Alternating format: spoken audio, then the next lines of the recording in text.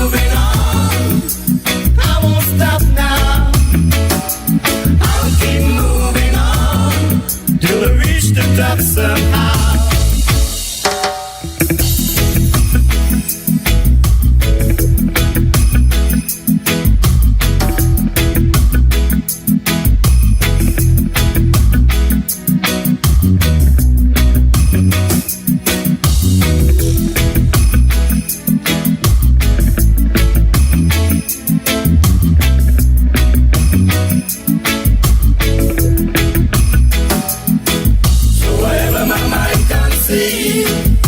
That I will achieve, because I do the things I should, be to my brethren kind and good.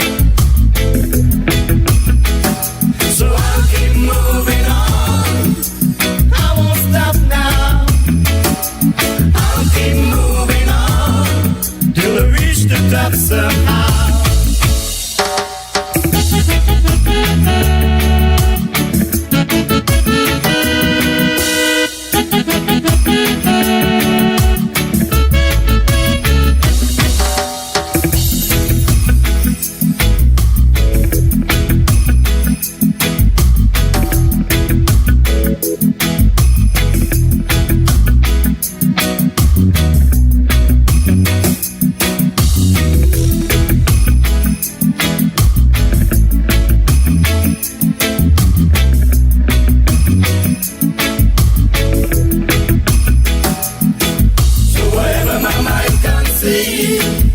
That I will achieve, because I do the things I should, be to my brethren kind and good. So I'll keep moving on. I won't stop now. I'll keep moving on to reach the top somehow. I'll keep moving on. I won't stop now. I'll keep moving on. I won't stop now. I'll keep moving on till I reach the top somehow. I'll keep moving on.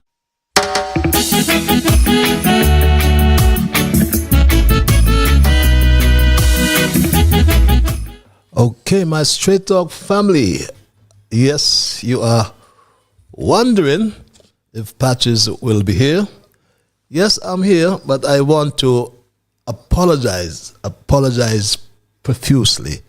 I really need to apologize to you. We were having a little technical difficulty, which we overcame after some real diligence. And I do want to apologize. I really want to apologize with my whole heart, mind, body, and soul. And in the process of apologizing, especially for those in Europe and the UK, we know it's pretty late and you wait up late for me, and I could understand that you forego your sleep and try to get and keep abreast with what's happening in your homeland, and I appreciate that. And I appreciate all of you for understanding and really waiting until I came. And I always say, I wonder why they taught us it is better to be late than never. So, at some time I know I'll come. But really, I am sorry, my Straight Dog family. And I want to say a very pleasant night in the process to St. Kitts and Nevis and to the entire Caribbean region. I want to say greetings, I should say, to the world, because we are on the World Wide Web and we are reaching you in the diaspora in Africa. We're reaching you in the diaspora in Europe, in Asia, and all over North America. And because of the different time zones, I'm at liberty to say good night. I can say good morning, and I will say good afternoon, because one of such greetings will be applicable to the region in which you now find yourselves. And for the first timers, I want to thank all of you for sharing the link and getting more people on board, and continue to share the link, because there are forces here trying to suppress freedom of expression, and we have to counter their attempts by just sharing the link and telling your neighbor, your friend, your family, your brother, your sister, your mama, whoever, that Straight Talk is heard every Monday and Thursday night from 8 in the PM until 10 o'clock.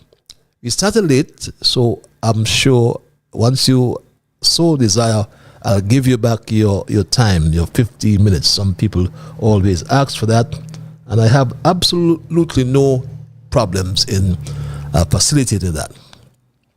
But for the first timers, Straight Talk is a public service program that facilitates and promotes free expression on all issues of national interest, be they legal, be they environmental, be they technological, social, economic, and or political issues. On Straight Talk, we do have a forum to express yourselves freely. Let us in the process continue to strive to get St. Kitts back to that enviable position, I call it, of being one of the freest countries in the world, if not the freest country in the world. And on this program, we try to raise the level of national consciousness. We try to raise the level of national discourse by alerting our people to their rights, to their responsibilities, and certainly to their obligations. My name is Ian Patches Liebert, and I give Almighty God thanks for blessing me with another opportunity to join you in conversation on yet another occasion. And I always like to remind you as well that as your host, I remain an untiring advocate of truthfulness. And nothing is watered down in any way, whether by omission or exaggeration, to make it more interesting on this program. In other words, Straight Talk is not about being sensational or creating excitement like some other shows at the expense of accuracy, because I consider it my duty to always present the unvarnished, the plain truth about governance in my country. I want to hail my young brigade, Dwayne, Tristan, Shama, Kevin, and all the young brigade. I want to hail the special lady. I'm obligated to do that. My special lady in St. Louis. I want to hail all you special people wherever you are all over the world. Montserrat, I keep forgetting you. And just next door there in Nevis, you are so special to me. I think I made an error, some error last week when I said I was a St. Kitts. I meant I was a Nevisian born in St. Kitts, and that's true. My Straight Talk family. And we're gonna start on a sad note. My thesis tonight, we normally have a thesis for the first timers. And my thesis tonight, I have titled Rape of the Treasury and Social Security Fund on both sides of the Narrows. The Narrows is that channel between St. Kitts and Nevis. And the Treasury is being raped on both sides, if you understand that. We start on a sad note tonight, though. And I want to extend condolences to a brother. He's like a brother from another mother of mine, Newtowner Pulunks, we call him, David Ramsey, David Leroy Ramsey. And he has gone to the great beyond, and we want to extend condolences to his entire family, his wife, Marlene, his children, his daughters, his son, the entire family. We want to extend our condolences to Pulunks, David Leroy Ramsey. We know him as Pulungs. All those Newtowners, you must know Pulungs. Strapped in, strong. I want to say young man. Yes, he's a young man, but he's gone to the great beyond. And condolences are also extended to former Chief Prison Officer Alton Liebert. We extend condolences to his family. After a long and distinguished career in the area of rehabilitation, Alton Liebert as well has gone to the great beyond.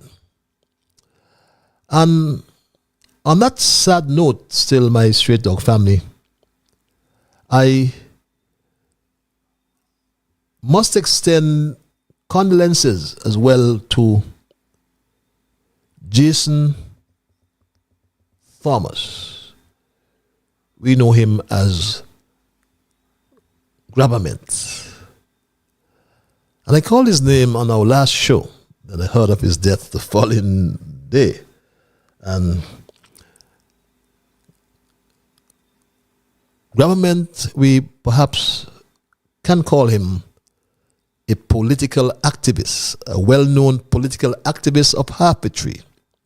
He ran for elections. I think in the last elections he contested the seat against Lindsey Grant.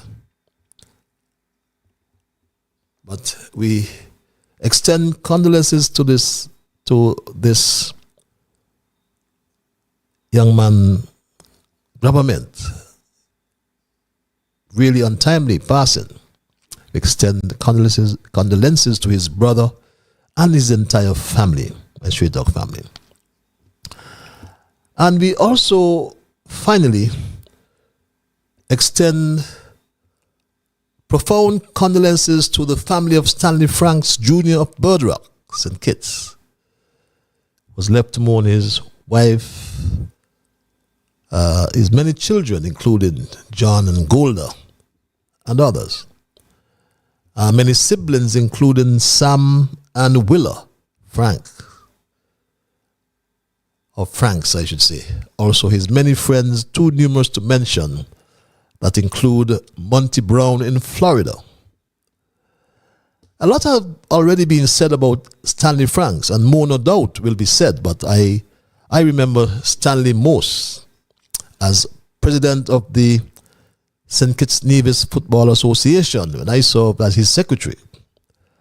I fondly remember that football congress in Chicago in 1994 when St. Kitts Nevis received its accreditation to CONCACAF under President Stanley Franks.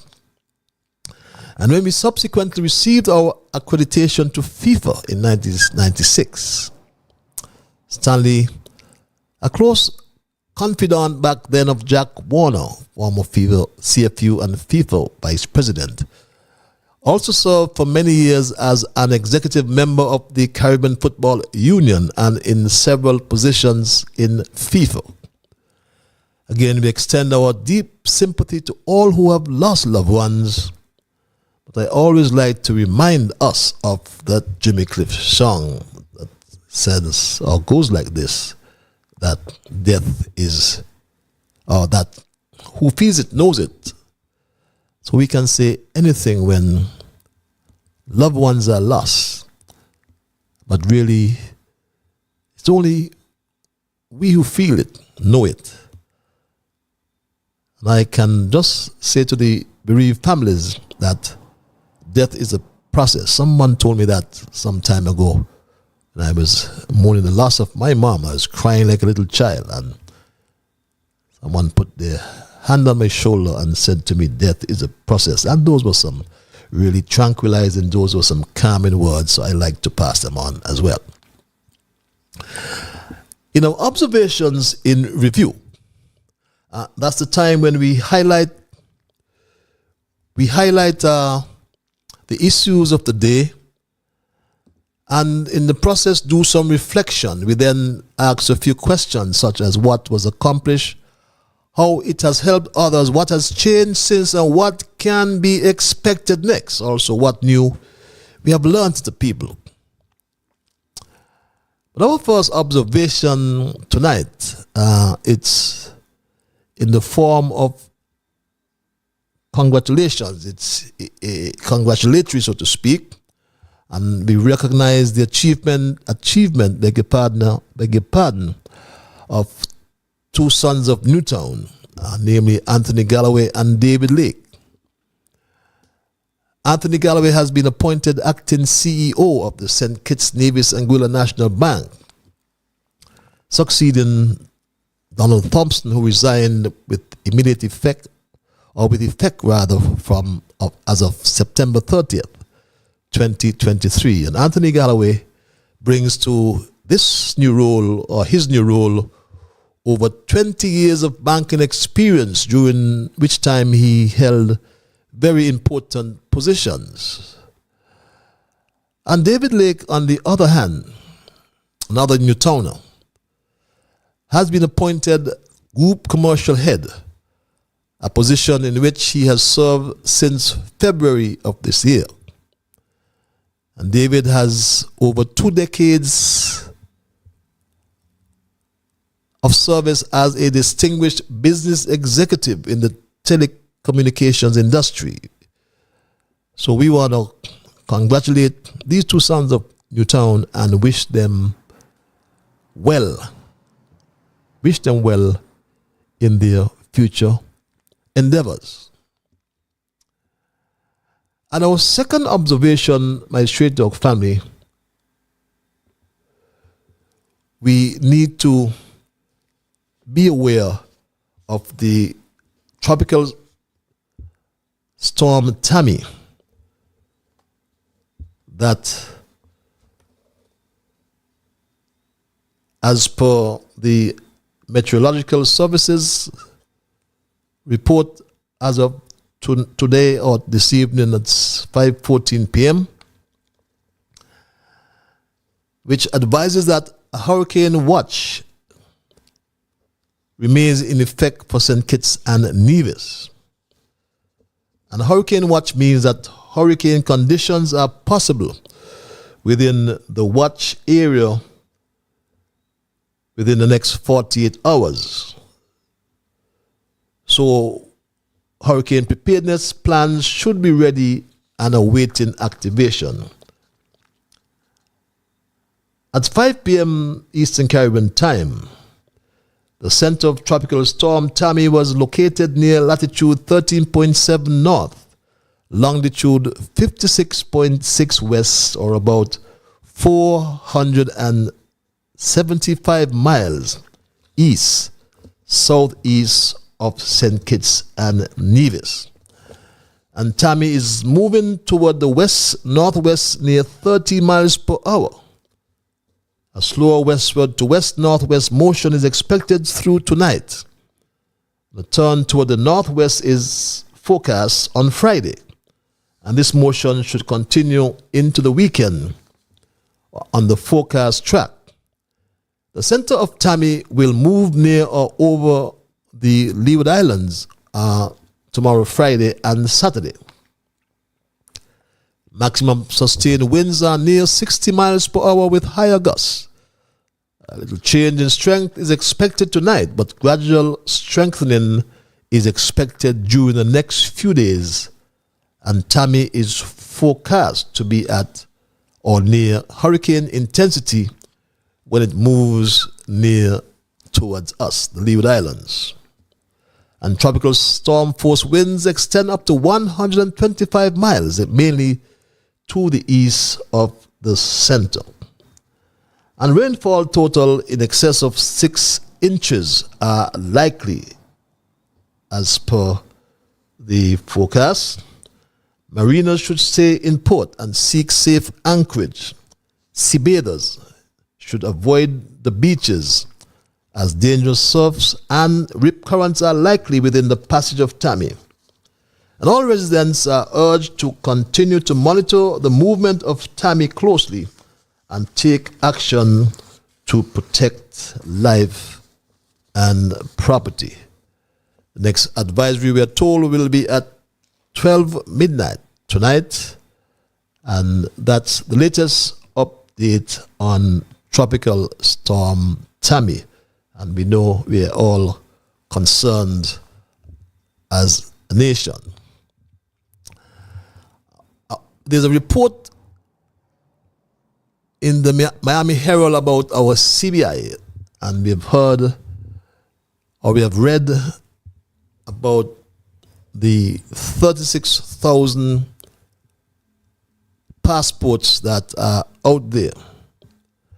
I know many are anxious to talk about it, but you know our tendency here on Straight Talk, until we can verify, we do not run with stories. We very well believe, as I've said over the years, that there are thousands of Kititians. Yes, they are Kititians because they have our passports. They are citizens who are out there. They're in the thousands. And we just don't know why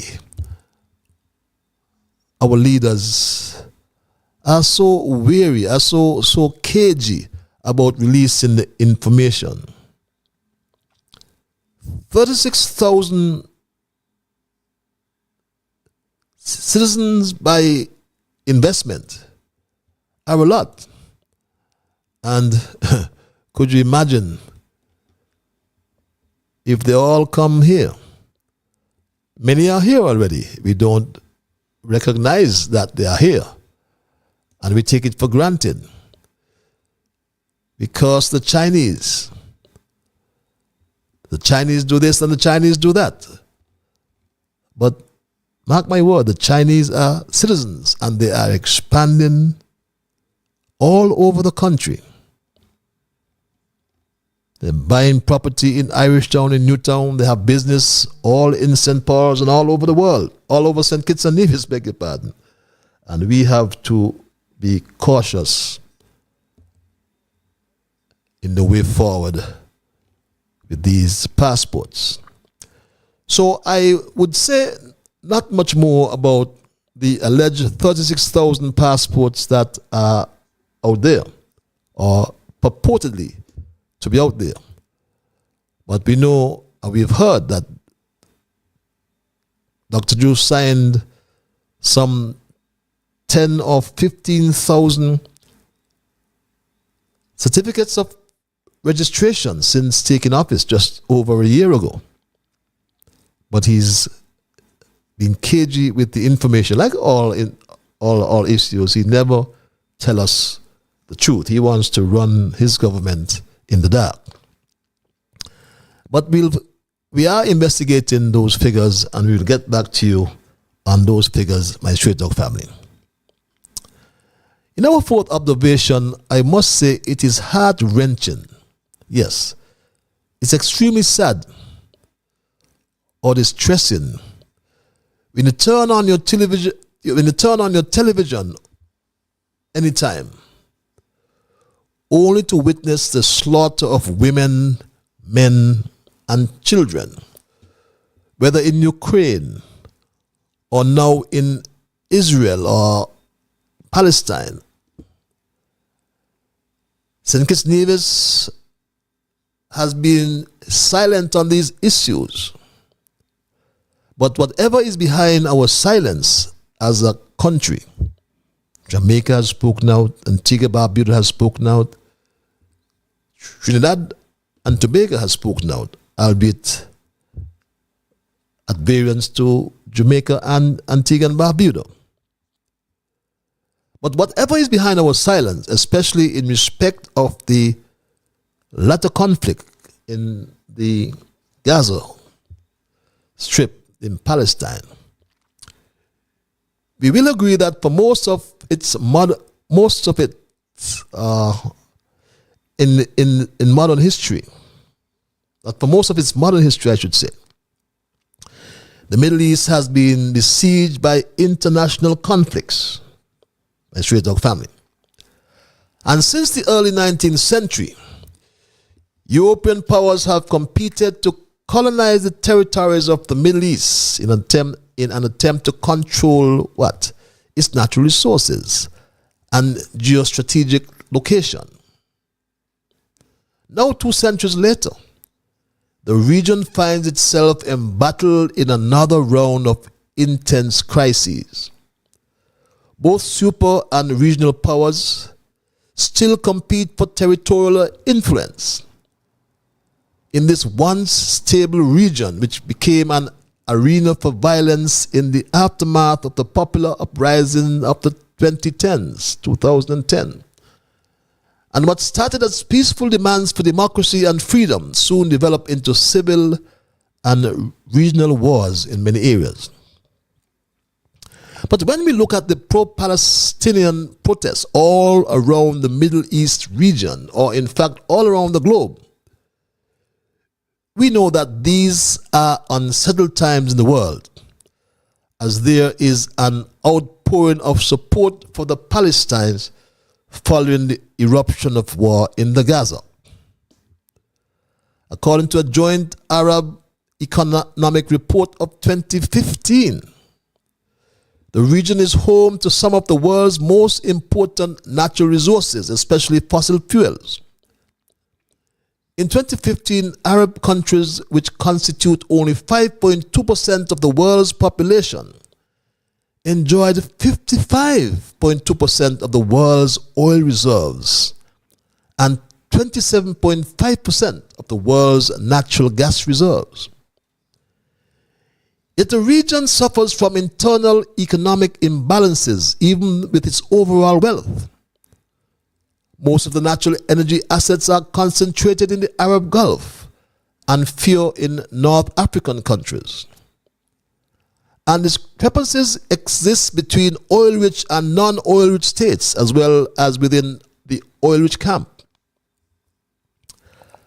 For instance, the 2016 to 2017 Global Competitiveness Report shows that the region's economic achievers, the United Arab Emirates, the UAE, and Qatar, rank at 16 and 18 respectively, while Israel and Turkey, 2 non-oil-rich countries, ranked at 24 and 56 respectively, higher than Saudi Arabia and Iran. Egypt ranked at 115, while Yemen ranked at last at 138. But political militias with sound funding from the strong patrons provide employment opportunities for the impoverished and the needy. Iran remains one of the biggest patrons of armed militias in the region.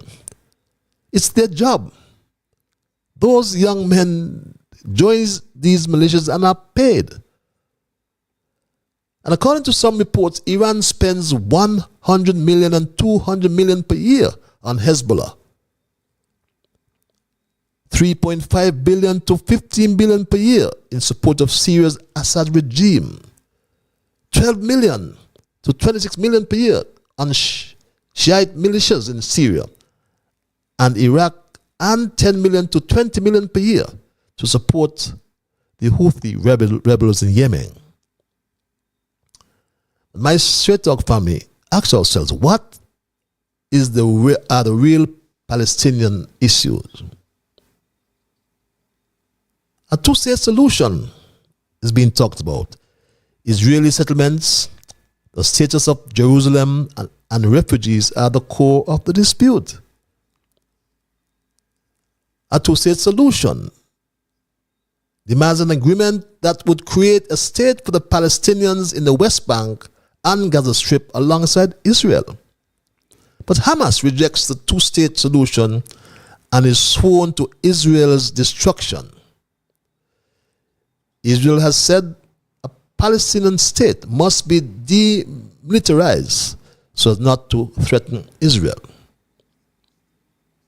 The war in Ukraine sent energy and food prices soaring. The resultant inflationary pressures ignited a global cost of living crisis, which had led to social unrest. On top of all that, carbon emissions continue to rise as economies reopen after the pandemic. But my Straight Talk family, thinking futuristic, 6 of the 10 global risks in an imagined future will be dominated by the climate and the environmental risks associated with the other events as large-scale involuntary migration. We live in a world right now, my Straight Talk family, where what's scientifically necessary and what is politically expedient just do not match. I therefore worry about our greatest risk, which is the current leadership here in St. Kitts and Nevis. And my final observation for tonight relates to the St. Kitts Diabetes Association, which started earlier this week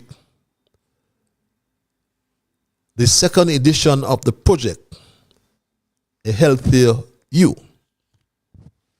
And this project entails and involves 2 weeks of interaction with children between the ages of 8 and 10 years. And Straight Talk learned that the main emphasis will be placed on increasing physical activity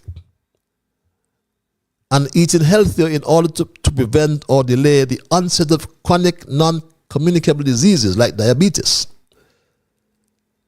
It is hoped that at the end of this project, these children would be able to lead the charge in changing the mindset of their peers in relation to those 2 major activities, namely eating habits and exercise.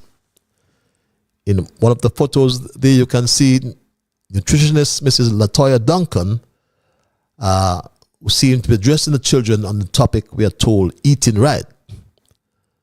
And in another, the public relations officer, Dr. Reginald Lachlan, speaks with the children about the project.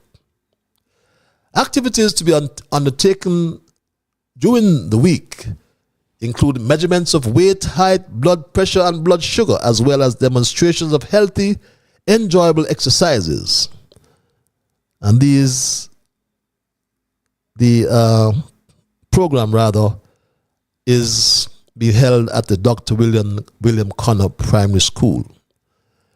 The St. Kitts Diabetes Association has underscored the importance of the very helpful collaboration with Ross University School of Veterinary Medicine, which made the project possible. And all willing groups and organizations interested in the welfare of our country and wanting to collaborate in such ventures are invited to contact the St. Kitts Diabetes Association and Straight Talk family. And those are our observations in review for tonight. And I hasten to move right into my thesis, which I have entitled, as I said, The Rape of the Treasury and the Social Security Fund on both sides of the Narrows. And I wish to declare from the onset, and I did this sometime before on another edition of Straight Talk, and my declaration is that there has never been,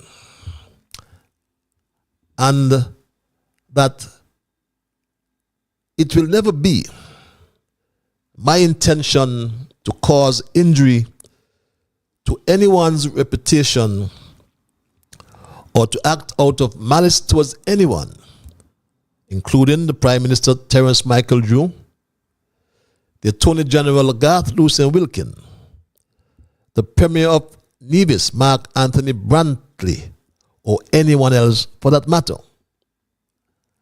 I am only motivated, my Straight Talk family, to tell the truth in the best public interests of and for everyone in St. Kitts and Nevis, regardless of the consequences. Accordingly, interests or public interest includes the protection of the right to free speech, the right to know the actions and conduct of our public officials, including holding them accountable, as well as the right of all of us to ensure that the public expenditure that is appropriated by the Parliament is disbursed accordingly, as payments out of public funds without parliamentary authority is unlawful unless appropriation warrants are approved by the Minister of Finance for subsequent approval by the Parliament. This public interest also includes the right of all of us to protect the solvency and long-term viability of the social security system in the Federation. The public interest must protect the social security benefits enjoyed now by so many of us, and to be enjoyed hopefully by so many more in future generations to come. Are you familiar with the doctrine of criminal breach of trust, my Straight Talk family? If not, please allow me to enlighten you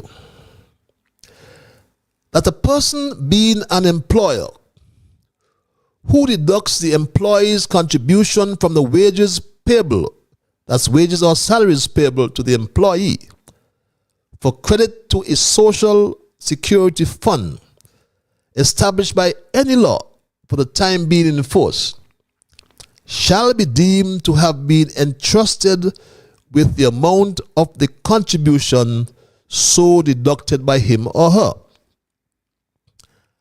And if he or she makes default in the payment of such contribution to the said fund in violation of the said law, shall be deemed to have dishonestly used the amount of the said contribution in violation of a direction of law as aforesaid. By now we know the story of Attorney General Garth Lucien Wilkin. But who would believe that Mark Brantley and his CCM-led Nevis Island administration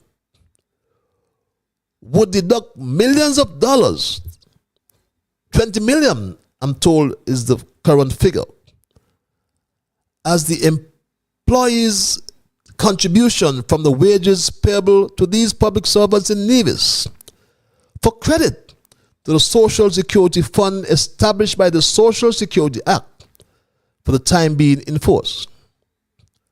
How can Mark Brantley and the CCM NIA justify staying in office rather than resigning in the face of this doctrine of criminal breach of trust? Then sadly, all hope is lost for St. Kitts and Nevis.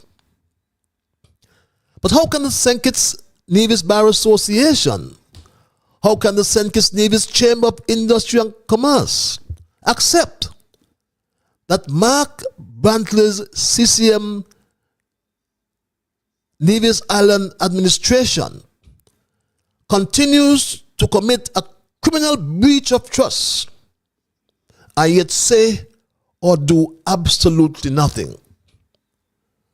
Furthermore, here in St. Kitts likewise, across the Narrows in Nevis, exceptional government expenditures have been carried out without releasing adequately open and accessible information about them.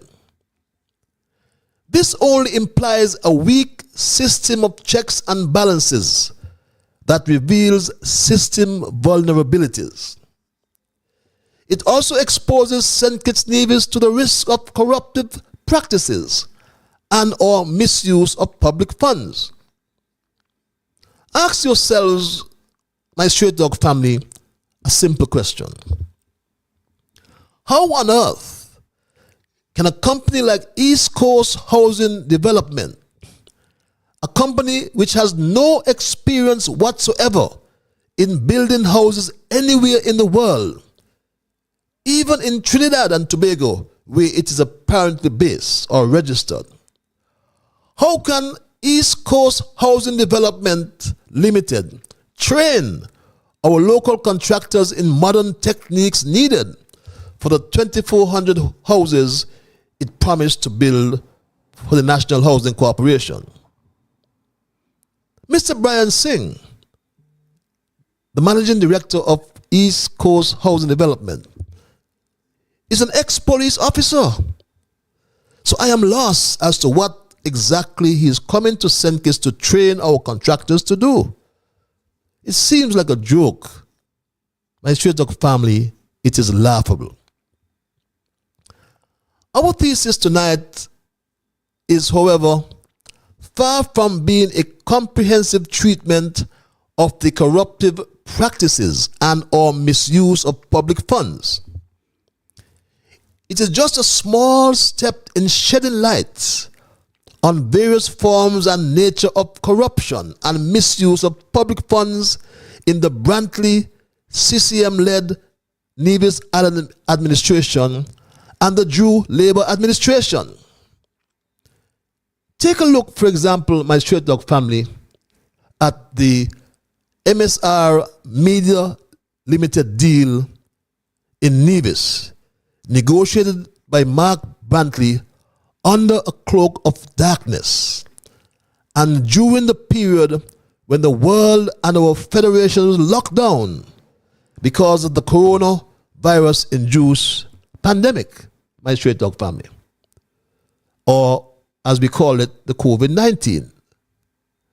He negotiated that deal under the cloak of darkness, my straight dog family.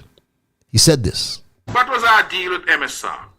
We said to MSR, after some negotiations, that we will pay up to $150,000 US.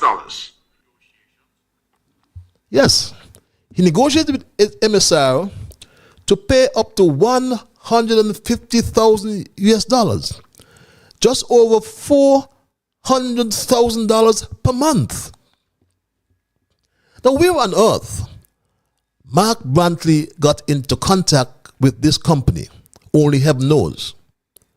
What we know, though, is that MSR Media Limited was dead broke. And we're not talking because we have a mouth. They were dead broke, my straight dog family. Look at the MSR balance sheets on your screen. Look at the balance sheets on your screen. A negative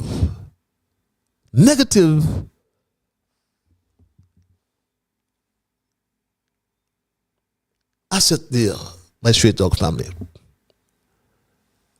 My straight dog family, just read with me from the notes to the financial statements for the year ending 2022. Go to note 1.2. It's on your screen. It says going concern.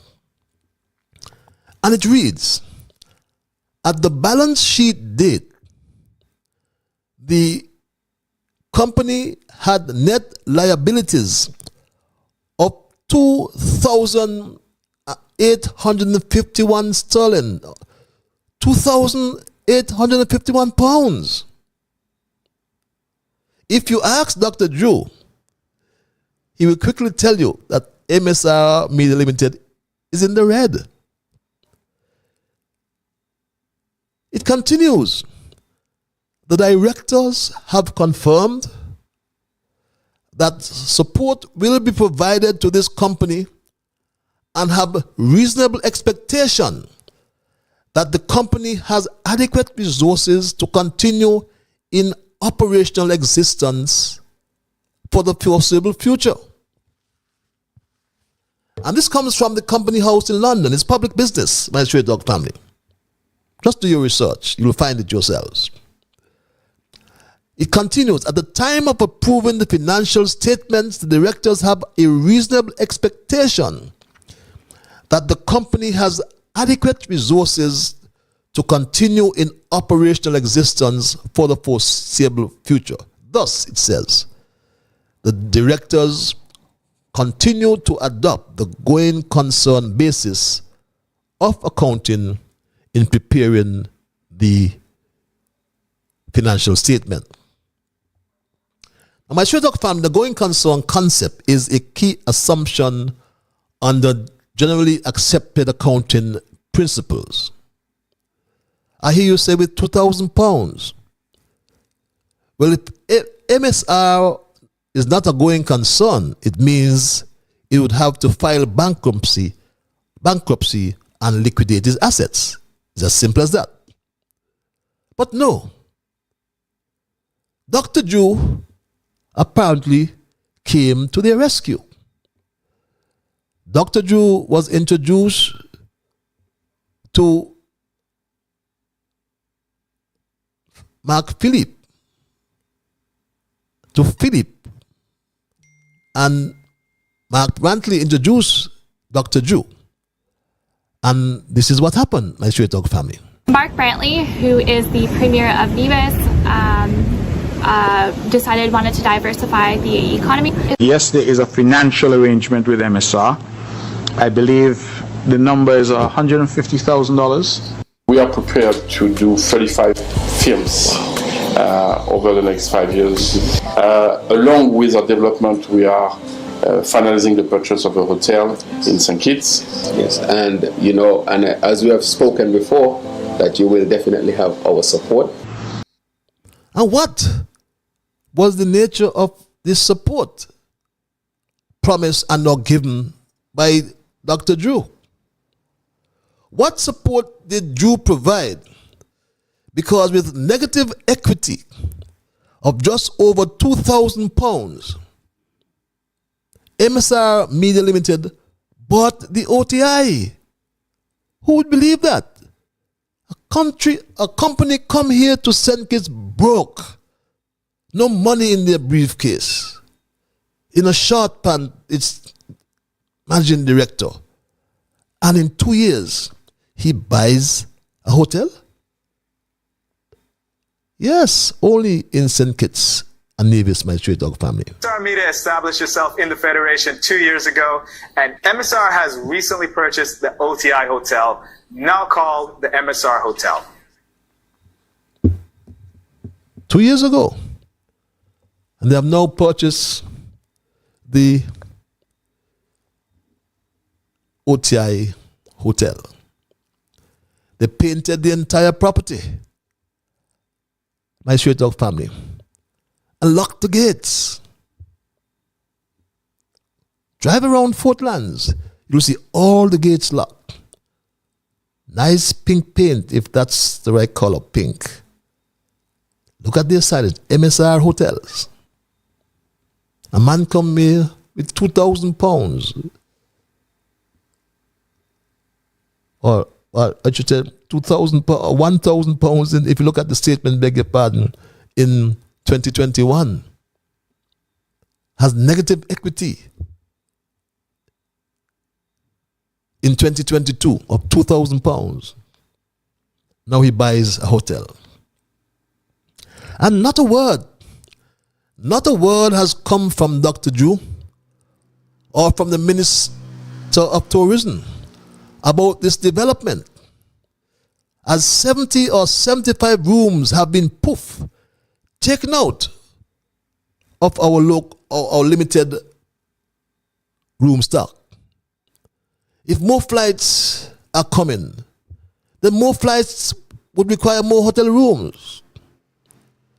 But Dr. Drew has also been silent, because MSR Media is the first and only approved benefactor under the public benefit option of the St. Kitts Nevis CBI program, my Straight Dog family. The first benefactor, first and only one, I should add. Going to their site, I found this. As of June this year, they got approved as the only benefactor under the public benefit option of the St. Kitts Nevis CBI. There you go. See for yourselves, my Straight Talk family.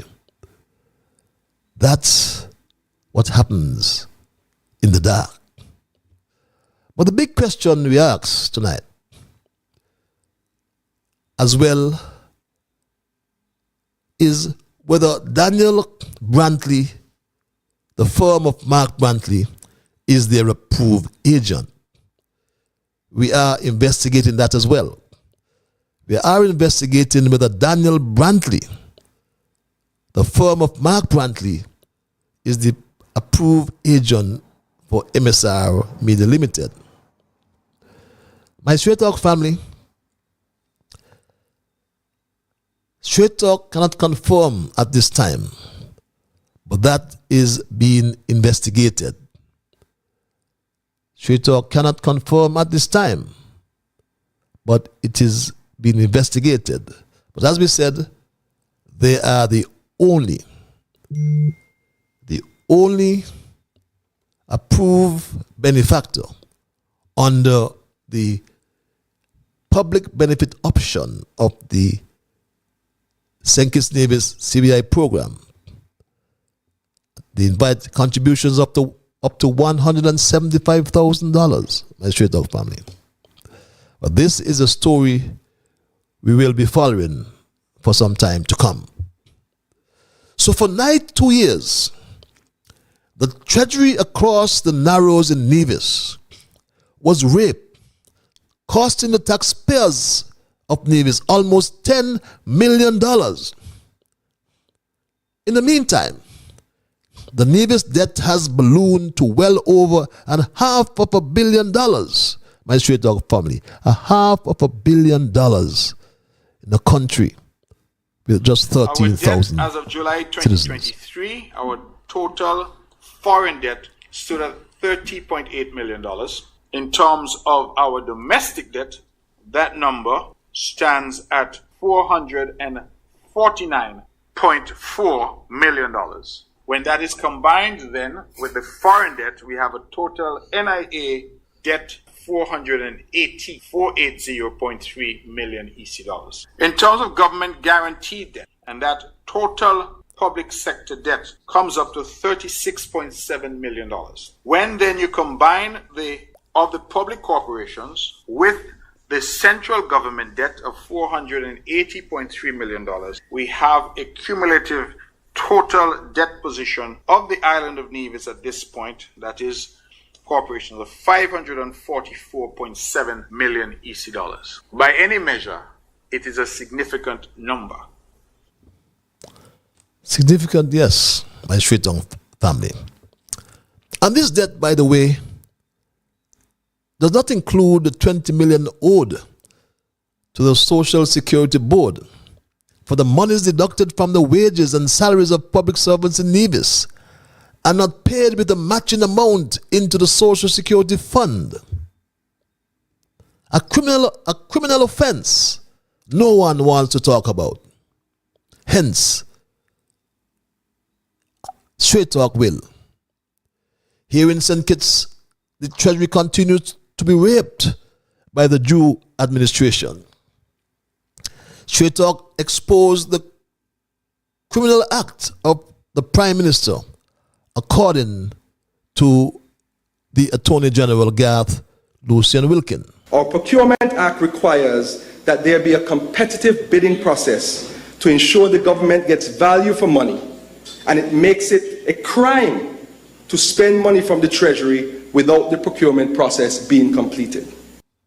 And that's what happened, my Straight Talk family. Recall that Dr. Jew advised the country that he got an idea about water tanks from, we have changed his name, from Cashley Allers. Cashley Allers. Water, why you don't think about giving them water tanks? Water which is a need. Why you can't give even those who are most affected a receptacle for water? Yes, he got an idea from Cashley Allers, my Straight Talk family. And what next?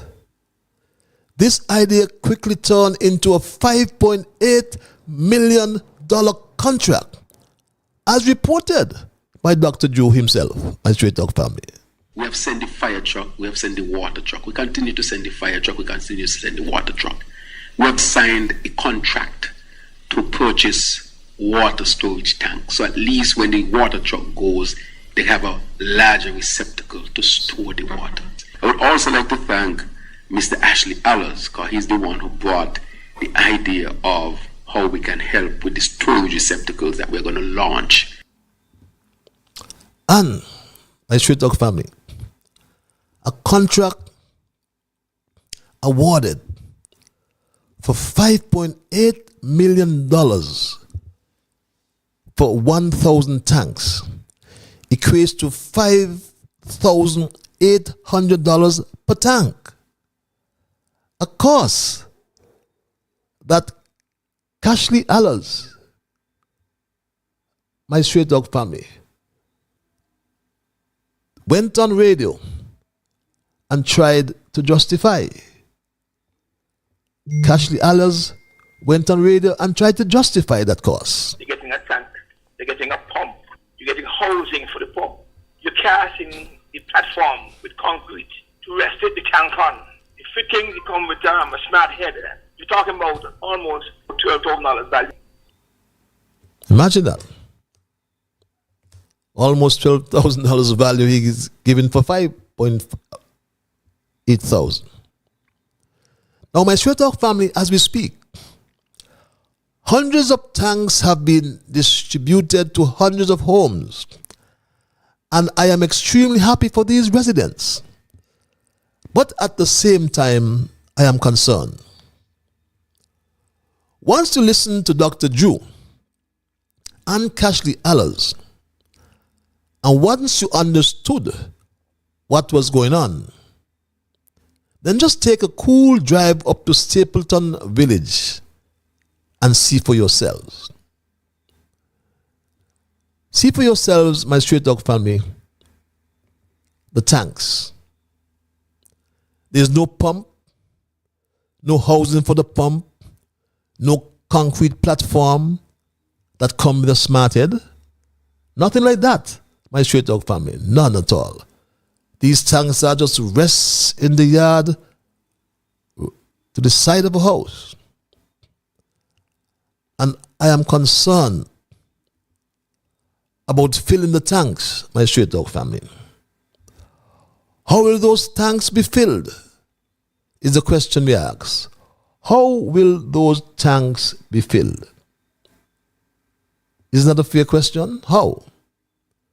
Where are the pumps, the plumbing, the base for the tank, the electricity? Who will test the water for potability? How long can the water remain potable without circulation? I submit Dr. Drew and Cashley will poison the people. Dr. Drew has misused the public money by granting a contract to his friend Cashley Allers. And this case study on the corruption surrounding the procurement of the 1,000 water tanks, someone said it reminds them of some barrels they used to get from the United Kingdom in the early days. But the 1,000 water tanks, the case study does not present a complex phenomenon. Not at all. Because the body of facts available prove the corrupt transaction to be true.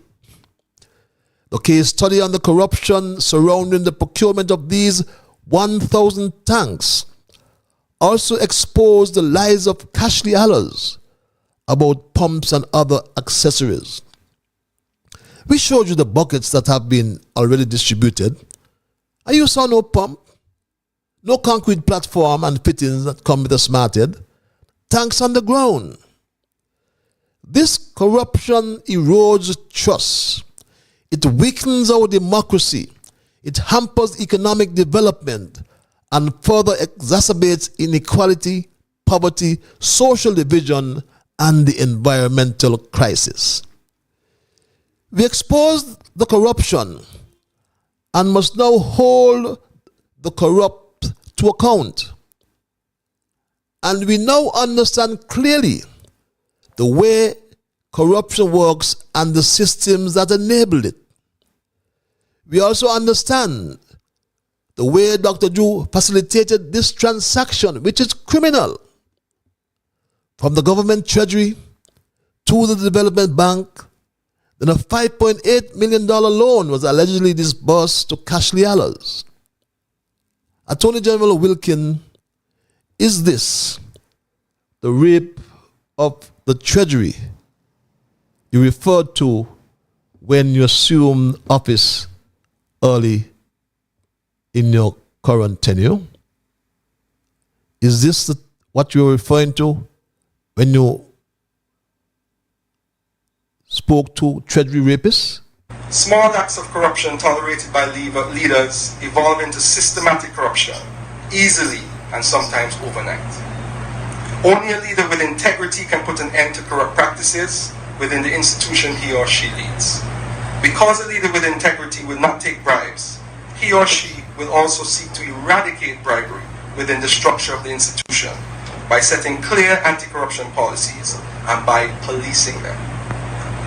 In my context, being a minister of government, albeit for a couple of weeks, the way we plan to begin to tackle the currently existing widespread corruption in our federation is by fully operationalizing the Integrity in Public Life Act, the Freedom of Information Act, and the Anti-Corruption Act, which will work as the three pillars of protection from the Treasury rapists that currently exist throughout our ministry.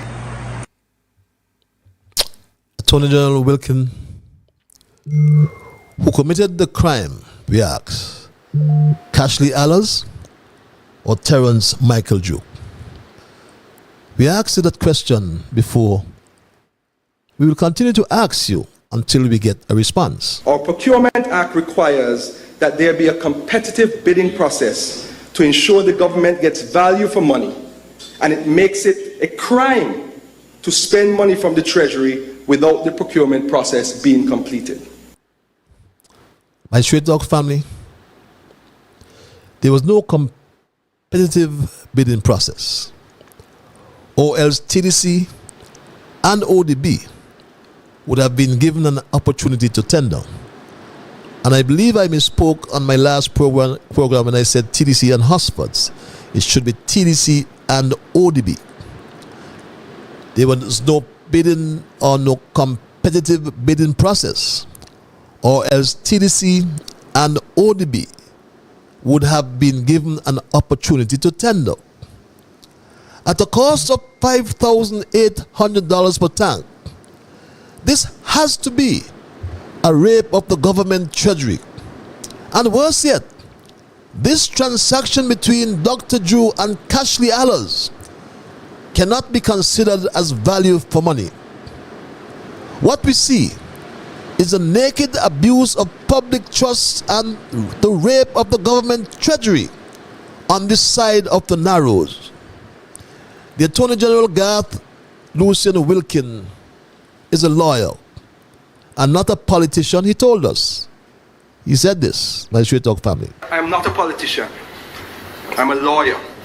And I want us as a nation to be mature. We're 40 years in this business almost. We want to have mature legislature. We want to debate when things need to be debated. And we want to debate based on substance. Let us be mature, Attorney General Garth Lucian Wilkin. And based on the substance provided tonight, do you agree with me that there was a rape of the Treasury and the Social Security Fund on both sides of the Narrows? That's my story tonight, and I am not going to change it. I'll open the lines and entertain your calls and your emails, my Straight Talk family. And when I do so, which would be momentarily, I anticipate that you would respect others. And to achieve that, you must first respect yourselves. let us try to be fair to all concerned, and let us ensure that the things we say and or do will be beneficial to all concerned. And in saying and doing those things, let us strive to build a kinder, gentler St. Kitts and Nevis. With that said, at 9:17, I go to the lines and say, caller, you are live. Hello, caller. Good night. Good night, my dear. I gotta get you. How are you? I am peaceful. Yourself? Okay. Well, I'm back. Let's say it's the line. It's not 100%. You say what? I have to. Let's say what's the line of my phone. The line, okay. Remember, I couldn't get in. Okay. Remember, I tell you the last time my phone was not working. Yes, I'm happy you got in tonight. Yeah. Yeah, but it's the line. Okay. But it's not 100%. I have to make out. Mr. Libert, you talk politics at home and on the radio, all is politics. Still alike. You ain't think so? And why they want to vex with me? All of us here know what's going on and know what's doing and how much joyride they just go. They don't mind somebody could call them every week. Nothing was doing and all what to do still there. I hear and stop say they meet it. So, Mr. Libert, the phone hooked up to the current. It never used to be so. When the bill come, the bomb Uncle Lights bill, with all the heat going on, all who can't ball will cry. Mr. Libert, giving a raise not too bad, but only government workers will benefit, not me and others who have to buy a tin of milk for $6, imagine, and other expensive things. All the shops have different prices. Nobody looking into nothing. Outside very hard right now and will get harder for what's going on. They will have to turn away people. The minister must go at the port. If the merchant and the consumer office must go around every day, not when consumer week. They must remember who put them there. Bearing, squeeze, balling, don't ball. Mr. Libert, the houses at the Nichols Corner to the back of the curtain, people get them, you know? I believe the answer is yes. Yes. Okay, I don't know if it's their own people that give. Mr. Libert, I hear people don't pay for the land and survey it. Nobody could have do them so. Do good. Give the people back the land mine. They have all kind of things to say and sugar money about you. Don't study them. You did more. You did not lose and you do more than them. If I could get back or come back, because it's so hard to get back. Okay then. If I get back.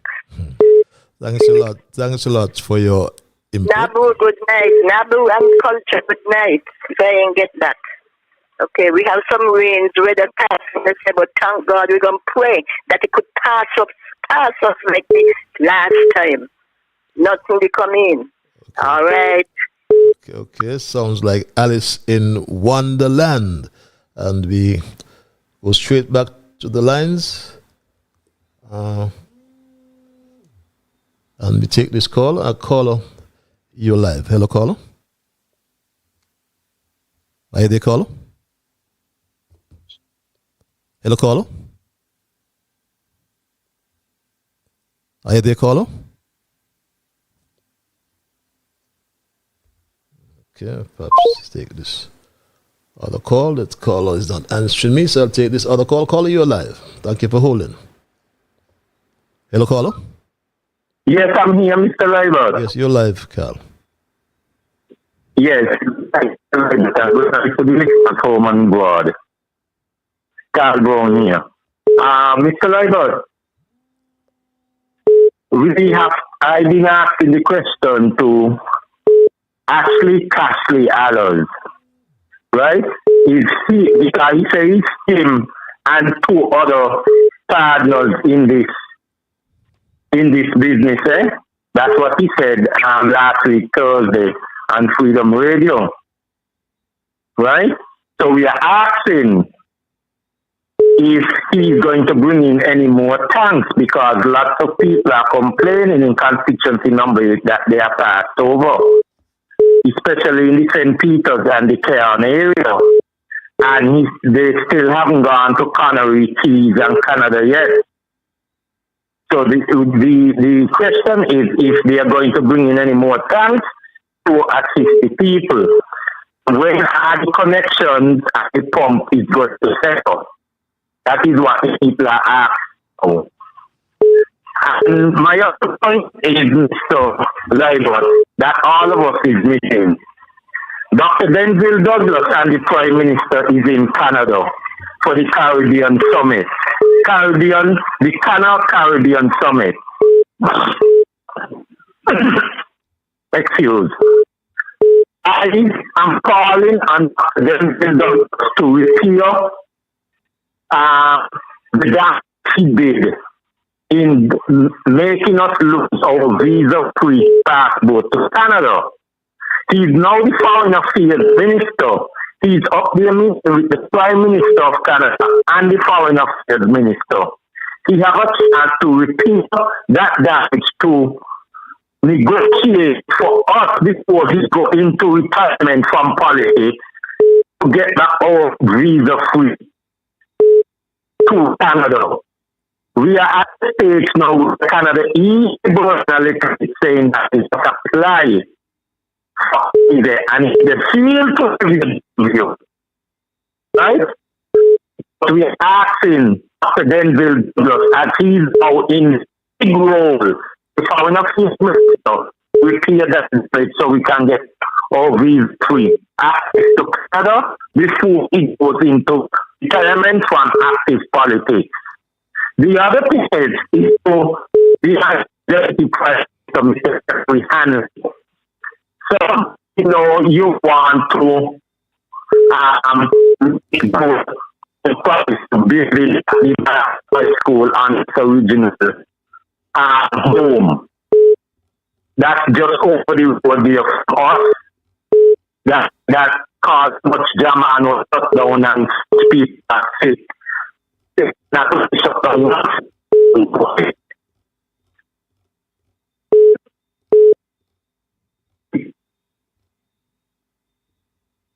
To take it off or the roof and those kind of things. It's less the information that we told that 2 persons got sick. But they are saying now in the Deputy Prime Minister wants to fill his campaign promise of building back the high school here, but he must bring in the professionals there to test and to find out what is causing his actual status in the school. Because remember, there was no conform full indication of what is the problem there. The Guwahati agencies to do work here, and none of them paid thousands and thousands of US dollars. And when they come, they don't take it. In the conformance, they say they want it. Right? So we are asking the Deputy Prime Minister, we don't make good promise, but please make sure he is in a healthy condition. Okay. It is okay for the local and overseas professionals, and that we don't close on that and the Arabian push in this new school. Okay, sir. Okay, got you, Kel. Thanks for your input. We do apologize for the quality of that call seemed to be coming in and out, as we say colloquially. Let's go back to the lines and thank this caller for holding. Caller, you're live. Hello, caller. Thank you. Good night. Yeah, thank you. Good night, Brother Patches, and all the listeners. Good night, sir. All the listeners who are listening. I will work myself from last to first. And in the commentary, of the issue in Nevis with Mark Brantley and the Treasury. The issue in St. Kitts with the Prime Minister. We've been hearing these talking for quite some time, and the Attorney General is not doing any cause of action. No one is doing any action. You full of information. The people of St. Kitts are not listening. They're not listening to the program. Or some will say, I'm not listening to Patches, because Patches is this, Patches is that. No one else is giving out any information contrary to yours, to condone or condemn. No. The fact you are coming out with seems to be true because you are not challenging. That you are not being challenged. Correction. What can the people do? What can you do as a person who is feeling the effect of what the government is doing? How can you challenge these perpetrators, I will say, in court and let it be justified in the court? I mean, I know you talk and you get the information out, but what action moving forward from there so that the hatchet could be buried? I mean, there are lots of issues, lots of topics, but it's just talking. Who? I mean, is the burden, is the action leave to the Attorney General? Can the Attorney General, who can prosecute the Attorney General? Is anyone in St. Kitts can challenge the Attorney General allowing these criminal activities to continue? I was there at Parliament when they did an amendment to the corruption bill, and I heard him mention those lines. Okay, in respect to the procurement, in respect to anything with the Treasury and the Treasury money. And so many things happen after that. And so many things could have done even before him that was unsettled. And as far as I'm concerned, what is the AG? What is the use for the AG? Huh? Can the people take him out? I mean, he was not elected, he was selected.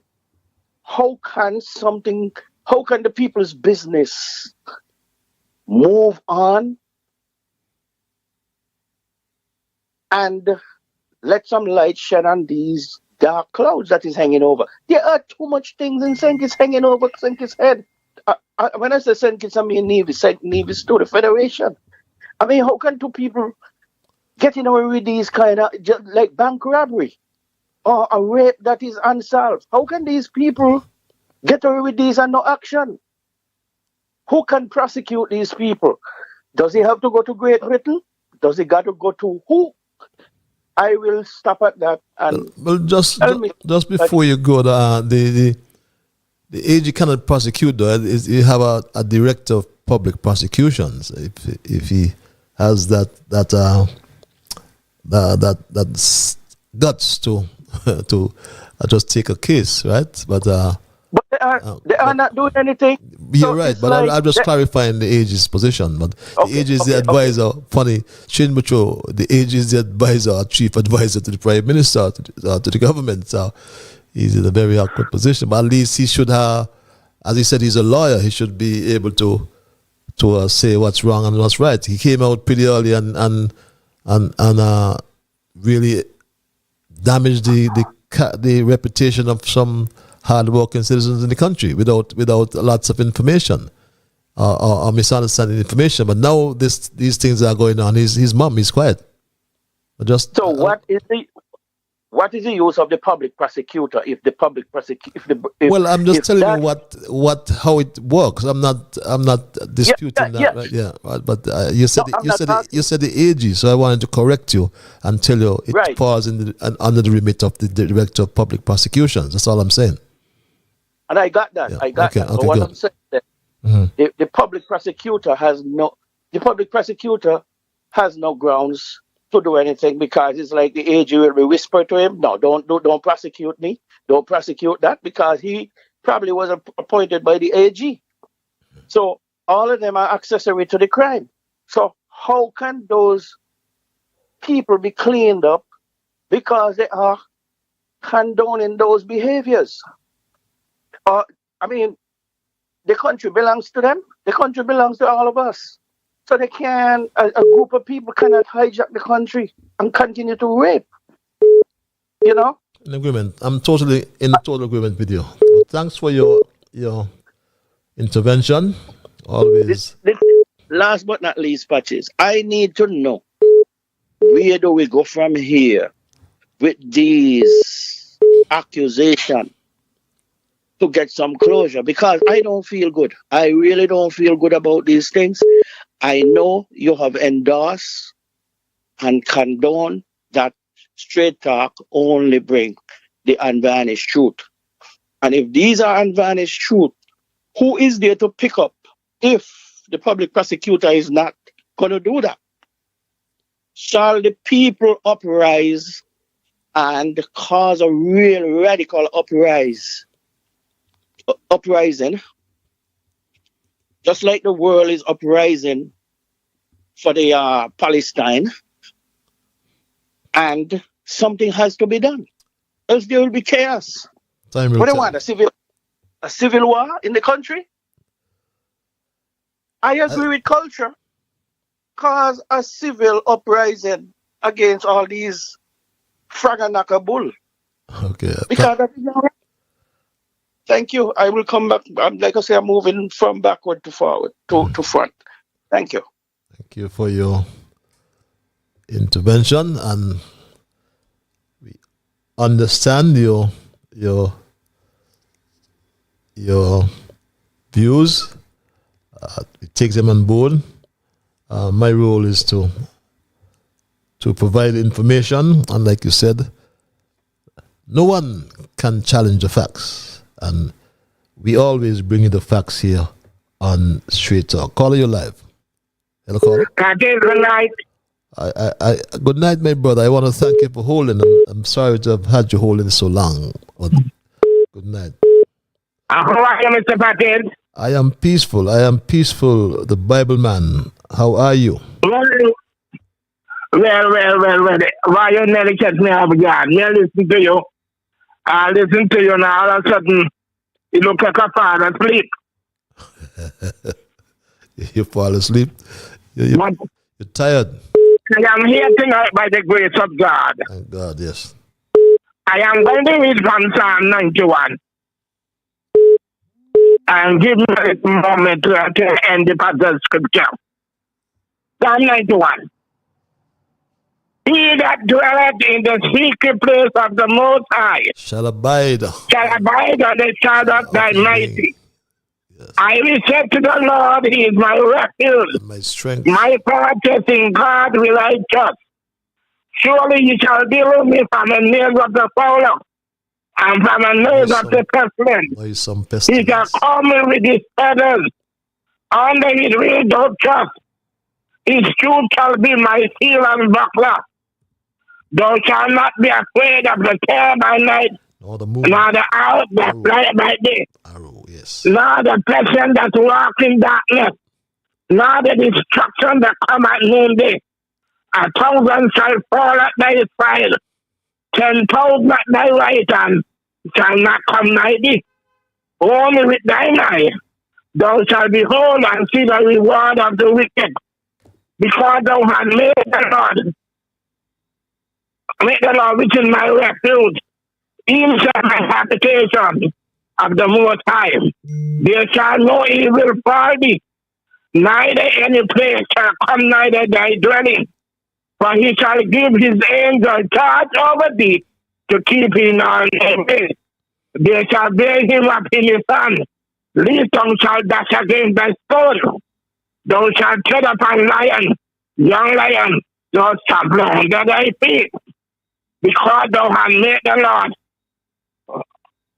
because thou set Him His love upon me, I will deliver him. I will set him on high because he has known my name. He shall call upon me, and I will answer him. I will be with him in trouble. I will deliver him and honor him with long life. I will satisfy and showing my salvation. Mr. Curtis, Psalm 91. Thank you. I am telling you this wonderful psalm, and may the good Lord bless you. I could say many more, but I am not taking up no more time. Thank you. So, I beg the Lord bless you and keep you, and as his time passes by, thank be to God. That it is a wonderful thing to give God thanks and praise. See you. Have a pleasant night rest. Have a pleasant night rest as well, my dear brother. May the Lord continue to bless you likewise. Let's go to the lines. I want to thank this caller for holding. Caller, you're live. It's 9:38. Are you there, caller? Yeah, Mr. Lyman, how are you, man? How are you doing this evening? I am peaceful, my brother. Yourself? Yeah, pretty good, pretty good. Yeah, I want to pick up from where, one of your previous callers left off. The question is, what I want you to answer while he was talking about the DPP is, can you tell your listeners if there's a DPP in place right now? Because some few weeks back, the AG was on freedom and, a DPP wasn't in place yet. And he actually stated in truth that he is not the person responsible for charging any one of these guys for corruption. And my thing is that, like I told you some weeks back or whatever before sometime, it doesn't seem like you have an opposition on both islands to me. And, I believe those persons on the opposition bench who, will come back for the next election, we need to hear from these guys right now. I mean, I don't know why they're so extinct. You know what I mean? There's a lot of stuff going on in the Federation that's ridiculous. And these guys are not there. They're not in the public. They're not out in the public domain. Sinkis and Nevis is the only place I see so much corruption and there is nothing being done about it. True. You know what I mean? That GDP will be grossly affected until the corruption subsides or minimized. And on both islands, these guys can run in the parliament and pass all these bills, but if these committees are not operational, what sense does it make? On both sides of the Narrows, the Public Accounts Committee is not functional at all. So these guys, they're potentially running away with the spending. You know what I mean? There's a lot of stuff going on in the Federation, man. That Brian clause, I don't really agree with that Brian clause that they got in the Constitution. Somebody is requesting Douglas to, get that visa-free status from Canada reinstated. He too got to remove that clause he put in the Constitution. He got to get that removed because, when we look at the CBI program, they're selling these passports to all these rich people around the world. And a lot of people don't agree with that program. I want to know who instructed Simmons to start that program up. Was this program an original idea of him? You know what I mean? It doesn't seem like that to me. There's information that we need to find out about this CBI because, the transparency is not there. Who instructed Simmons to start this program? Where did that idea come from? You know what I mean? It's all good and dandy to say he started the program, 39, 40 years ago. But who instructed these guys to start this program up? Where did this idea come from? Because it's now breathing a lot of problems for the Federation. And without the statistics and the transparency, Sinkis and Nevis is trending down the wrong path. Because when they create this class system of these wealthy people, if it's so much amount of people got the Sinkis Nevis passport, they only need to make a move to really come and reside there. With that Brian clause in place, those people got more rights than me, who's a natural born citizen in Sinkis and Nevis. But my neighbor's string was buried in cotton ground. And I can't come home and contribute to my own society. When these persons who's buying these passports, they can become Prime Minister of the Federation before I can, over me. You know what I mean? They have the advantage to get into the political arena over somebody from the Federation who has a foreign passport. They was not naturally born there. You cannot tell an American citizen who's naturally born in America that they can run for president or political office in their country. You know, and one other thing you guys need to pay attention to, the war, yes, that's going on over there. You know, look at what happened now. When they had the Afghanistan withdrawal, you know, America let those Afghanis came here and they gave them asylum. Now they're gonna drop bombs on these Palestinians, and now these Palestinians, they cannot come to America and seek for no asylum from running away from that war. And on top of that, today America has fast-tracked the visa-free status for Israel nationals to come into the United States without a visa now. It's fast-tracked and it's gone into effect today. The 9th is going to be gone into effect today, the 19th of October. It was going to go into effect in November, but now they went and dropped these bombs and start this war. Yo, this is all a game plan. It's all a game plan. Internationally, is a game plan. What you all got to look at is there's an election coming up in the United States. And this is why this war has now started with Palestine. It's all going to tie into with the presidential election coming up in the United States next year. This war going to be going on from now until then. And with that war started, and the fact that they already done now gone and let the Israel nationals to have visa-free status into America today, yo, figure it out, man. But you guys have a good night, man. That's my contribution for tonight. Thanks for your contribution, my dear brother. Yeah, thanks. Thanks for letting me talk, man. Thanks a lot. Always welcome your contributions. It's 17 before the 10 o'clock hour. If you have just joined me, my Trade Dog family, we are looking at our thesis for tonight, Rape of the Treasury and Social Security Fund on both sides of the narrows. And we provided you the facts to support that theme. Good night, Patches. $20 million. The tightest denomination is $100. That's a hard one to swallow. I think that's email reads. This other email reads, Patches, well, workers in agriculture shame so bad. They balling how bad Miguel is and all the corruption going on. It is just recently he appointed a junior staff with no degree, name, to act, Nevis to act as permanent secretary ahead of senior officers. He punishes all who disagree with him and gives special allowance to those who support his stupidness.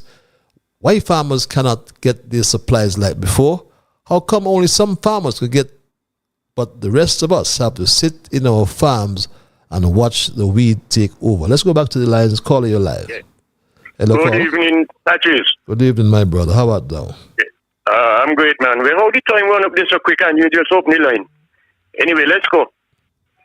Good night, EJ, SO, good night, Alice, good night, Nabu, and good night, Mr. Straight Talk, and my two brothers who just talked there. Them two one, the last one and the other one there, from Molyneux. Now, Patches, I want to ask a question, but don't answer. Is St. Kitts Nevis, what you call it, a democratic country? No, it is not. Because too many wrong things are going on in this country. A lot of wrong things have been done, and some of them are still going on. And from tomorrow go back, more will go on. And you know the reason why? Just like what my brother just said here. What opposition people in Helsinki is doing about that? They ain't doing nothing. And that is the reason why Joe doing what he doing. Dr. Joe is behaving like a 2-foot cash pan. So he don't care we spending money. Because he realize nobody opposing him with a load of wrong things. And this country here is underwater. You know, we got 3 more years and a little bit a month before the next election here. So what are they going to do? Wait until the last couple of months before election to say they're going to go campaign and tell people this and tell people that? People going to say, no, how you go, how you sit down, they look molasses, and they do nothing when they're doing these wrong things in the country. All these wrong things here should be stopped, and a lot of them need to be taken to court. Now look at what happened to OTI. Why you play with the man of Nevis, with the money he behind it? You gonna tell me people come here broke, and they gonna buy a hotel of OTI? And look why he come to. What happened to Sinkage people?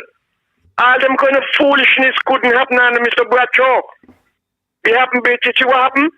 They get the passport to buy, and so they come here with the passport. Now, some time ago, I was going back to America. And I said, let me go to Puerto Rico. When I reached there, I see a good friend of mine from here. When we reached by the immigration, they had him there on the side. I said, Lord, I must see what happened here now. Then I give them my passport, they swipe it, and they say, okay, Mr. Benjamin, you go ahead. But another man kicked me up and kept me in a room because I had a broken hand and it had the plaster parish. So he said, they come check me. I said, man, you want me to take off all my clothes because I'm a clean man, but you do your work. Now, Patches, suppose two of them scamps up there who got Sinkage Nevis passport, and because of the dirty record what they got in the country, they had to buy re-passport. And when they reached there, and they realized, well, I mean, these two men here, they ain't from Sinkage, but they got re-passport, and they got them there standing up for question, and then a barn here, Kidishon, go and give them the passport. You know how they go watch them? This passport selling thing, I never like it. And look, let me tell you something, passport. But all them people who buy the passport, they're going to take over Sinkage Nevis. And we can't do nothing. And that they should stop. Stop it. If you want to be a citizen of this country, come and invest your money in the country, not buying a passport. I am convinced that the amount of people have our passport is more than the limit of people that make out our population. But anyway, Patches, I want to say more, but let me move to somebody else get in because you own some time, so I'll come back. Okay, my brother. Thank you for... With a little short when I come back. Thank you. Thank you for your contribution. And someone mentioned earlier about the citizenship program. Yes, it was introduced in 1984, and it is claimed to be the longest passport scheme in the universe. But I want us to bear in mind, although it was introduced by the Simmons administration, it was reviewed, I think it was 2009 or somewhere there about when the SIDF component was introduced, and that's they had this contribution option in the CBI program. So it was revised over the years. Right now, you have different options as well. So yes, it was introduced in 84, but it has gone through some changes for the better or for the worse. Time will tell. Mr. Journalist Glenn Barth reads this email. I am very disappointed with your reporting on political and other matters. You need to be more informed and knowledgeable about the questions you will be asking. You are a long-standing experienced journalist, Mr. Barth, and should be an elite in your profession. Some weeks ago, I suffered an embarrassed silence for you after the nominated Senator, Ms. Clark, insulted you at a press conference for a question you put to her. Undoubtedly, she was uncomfortable with your question, so she berated you with these harsh words. Check your facts before coming here to ask questions. Nevertheless, it was a good question you asked, but you failed miserably to respond and put her in her rude place, then go on the airwaves immediately with your story and condemn her haughty behavior for insulting a journalist, all because she was unhappy with your legitimate question and refused to answer. But instead, she reprimanded you. Professional journalists never come out losing, for their pen is mightier than a sword and can dethrone a government. Never mind, a junior minister reads this email. This other email reads, Patches, at times I find myself listening to Groundings. because of the unbiased responses from Mr. Liebert. However, the bombastic and condemning attitude of Dr. Martin speaks volumes. All of his responses must show his political affiliation attached to them. I lost respect for him when Junie told him he is a supporter of the Garden Hotspurs football team, and his response was he cannot understand people who back in the day attended grammar school, not back in Santos. At least Junie knows where he came from, with this other email. This other email reads, "Good night, Mr. Liebert. I was very much impressed with the manner you dealt with Mr. Astafan's commentary last Monday night. It demonstrates your maturity and professionalism as a career diplomat.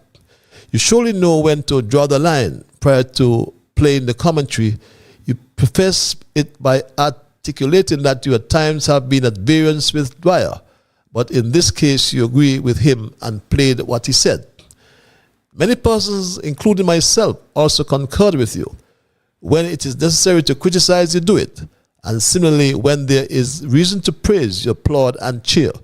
What you did Monday night on Straight Talk was commendable, and we look forward for many more of these political collaborative efforts in the future," reads this email. And this other email reads, I'm trying to dispose of the email as my Straight Talk family. I too have a colossal problem with Mr. Barth and his reporting on political matters. It would appear that when he is at a press conference, he panics and loses his sense of thought. Look at his childish behavior at the last press conference with the Premier. He wants to ask Mark a question about the millions of dollars the NIA is indebted to Social Security. Instead, Mr. Barth tell the Premier point blank, I understand that the NIA is breaking the Social Security regulations by deducting government workers' monies intended for Social Security and not matching the equivalents, and furthermore not depositing it to Social Security. Instead, Barth baffling, stumbling and panicking, said Mr. Premier, one of your former Team Unity colleagues, Ian Patches-Liebert, on his Straight Talk show said the NIA owes Social Security over $40 million contributions. My problem is that Barth had absolutely no right to tell the Premier where he procured the information from by calling Patches' name, not that Patches cared to hoot, and Mark himself was not waiting on Barth to tell him what Patches said. For he listened to the Straight Talk every week, and I know that as a fact, yet he has his agents to inform him. I am ashamed of your weakness, Barth. As a senior journalist, you should act with some modicum of confidence and independence. I would not trust you to give you a morsel of information to put me on the spot, with this other email. Good evening, Mr. Liebert. Thank you for keeping us informed about the wicked people in our federation.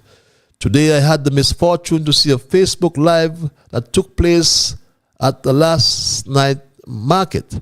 The person doing the live put the camera on Samuel Duggins, and he had the biggest smile on his face until she said she was concerned that the number of patrons was so low. All he could say that it's not that bad. Then the big old smile faded. Shame on them. People have no money to buy food, and the vendors can't sell their products. Have a blessed night. Mr. Liebert reads this other email. Good night, Patches. The Veterinary Act came into being in June 1998 and was amended in December 2002. The Act establishes a board to deal with veterinary matters. According to the Act, the chief vet and 4 veterinary surgeons are to be appointed to the board. So how is it that Samuel Duggins appointed a person or persons to sit on this board who are not vets? Dr. Pacer and other vets objected to the appointment of the Labour supporters Fox Rogers. Miguel Femin and Samuel Duggins, with Drew's approval, sent home Dr. Pacer Henry because he did not vote for them. This affected Pacer so much that it led to his death. We must never ever forget the wickedness of Samuel, Miguel and Drew. Samuel has a pattern of behavior that is very troubling. Farmers cannot talk, or we find ourselves treated as outsiders and cut off from the system, reads this email. It's 3 minutes to the 10 o'clock hour, my Straight Dog family, and I am going to give you back the time we lost. And I got a message as well from someone here in the Newton area. And it says, good night, Patches. Don't forget Sheila O'Gara at Sebastian Street died. She was Bubba's wife. Bubba worked for Shell years ago. And I also understand who we call Red June has passed away as well. So if that being accurate, we do extend our condolences to the family of Sheila, who has apparently gone to the great beyond, and Joan, Juanita I call her as well, and we extend condolences to their families. It's 9:58, my Straight Dog family.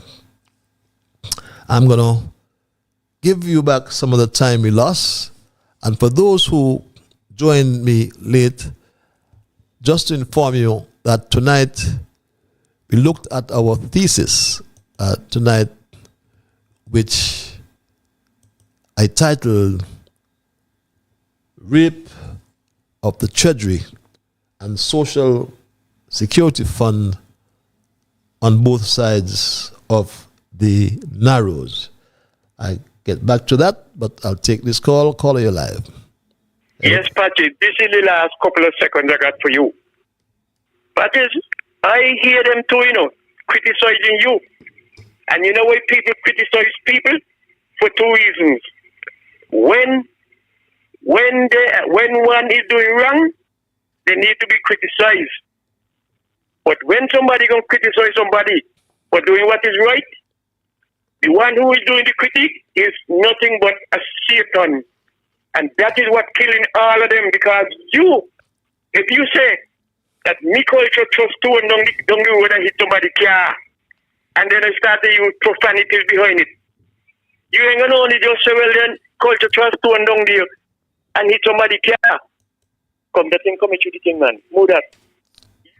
That's what I say. And that is what they vex you about, because you always got the facts to back up. And so therefore, all of them there who cussing you because you are doing what is right, they are nothing but devil. And I don't care. I will not apologize to saying what I say about that, and I will not rescind.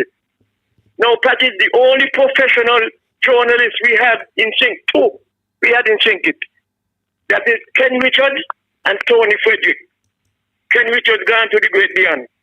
Because I remember one time in a press conference with the Prime Minister, both David asked the Prime Minister a question, and he insulted both David. Both David was ashamed. He sit down. And then the next press conference, Tony Frederick asked him the same question. And when he started to babble, look how more we're going to rocks running. Tony said, but look the evidence here. Look the evidence here. And she read it out. And he saw he humble himself. All them people who are around here talking about they are journalists. They need to take a page out of Tony Frederick and Ken Richards' book. They already yet. They're afraid to ask the heavy hard question them. They're afraid. And I don't see why they should be afraid. Because if you don't ask them, they ain't going to give you an answer. Even though you ask them, they don't give you an answer. So ask them, let the public know that they're running and bobbing and weaving from the question. Anyway, Pat, there's a lot more could have said.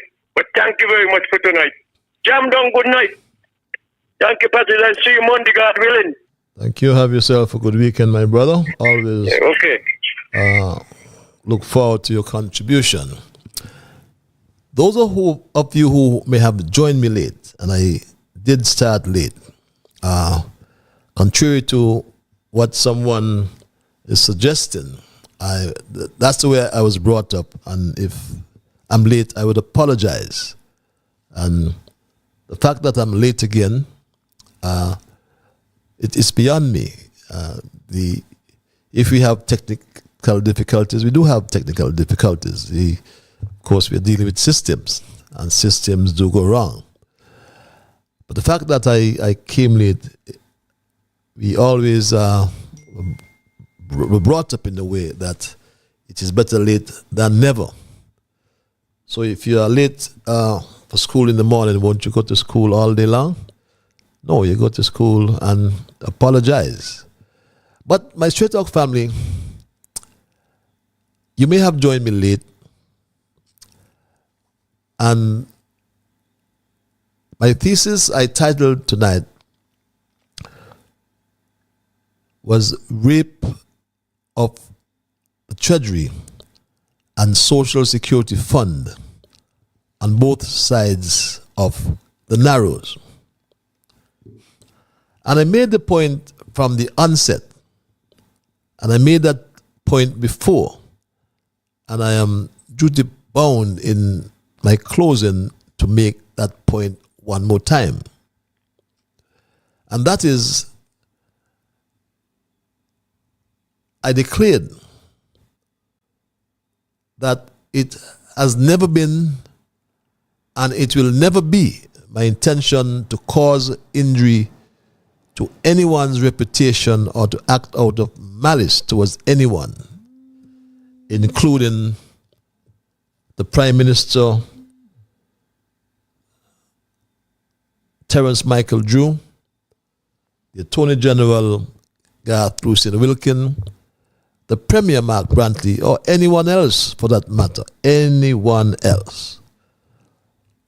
I am only motivated by the truth. I'm only motivated to tell the truth in the best public interest and for everyone in St. Kitts Nevis, irrespective, regardless of the consequences. And my Straight Talk family, accordingly, public interest includes the protection of the right to free speech, the right to know the actions and conduct of our public officials in particular, including holding them accountable, as well as the right of all of us to ensure that the public expenditure that is appropriated by the Parliament is disbursed accordingly, as payments made out of public funds without parliamentary authority is unlawful unless appropriation warrants are approved by the Minister of Finance, beg your pardon, for subsequent approval by the Parliament. Caller, I thank you for holding your line. Hello, caller. Patches, this is my second call. Now I'm going over to Nevis. Whatever it takes for me to get over there, I'm on my way over there now. Now, if $500 million plus is missing, and while under the Premier watch, Mr. Mark Brantley, no, we where said. are those I'm sorry to interrupt. I'm sorry to interrupt you. I'm really sorry to interrupt you. I like to make sure our facts are accurate. What we said is $500 million, according to Mark Brantley, is the amount of debt owed by the NIA. He didn't say it was missing. He said that's what is owed by the NIA. Okay. Yeah. Thanks for correction. I'm sorry to interrupt you. But I needed to do that. Regardless to what, if such amount of money is missing right now, uncalled for, unaccounted for. But he accounted for. He said it's in debt. I don't want us to say that. Sorry, correction. Yeah. If some amount of money is missing. Why are you saying missing? When you're saying missing, just for a moment, Mark Brantley, please. I want us to be accurate in the things we are saying here. All right, and this is what Mark Brantley said. Could you listen for a moment, please?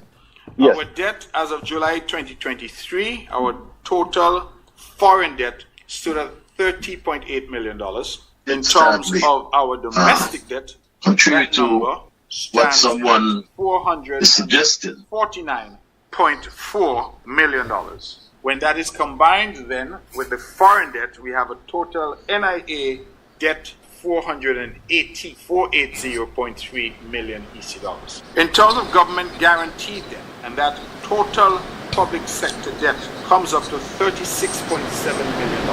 When then you combine the public corporations with the central government debt of $480.3 million, we have a cumulative total debt position of the island of Nevis at this point, that is corporation, of $544.7 million EC dollars. By any measure, it is a significant number. Okay, Carlos, so I'm not saying for one moment that any monies are missing or not missing. I'm saying that the $500 million he advanced to the country, that it is debt owed by the NIA. Are you there? Are you there, Carlo?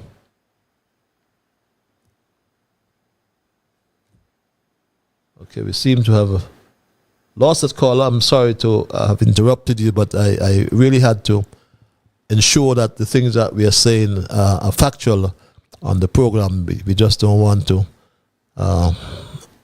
banish the truth, you know.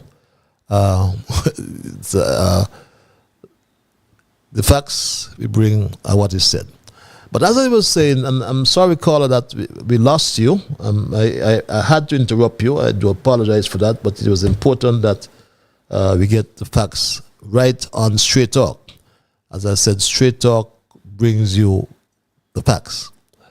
But as I said earlier, the public interest also includes the right of all of us to protect the solvency and long-term viability of the social security system in the Federation.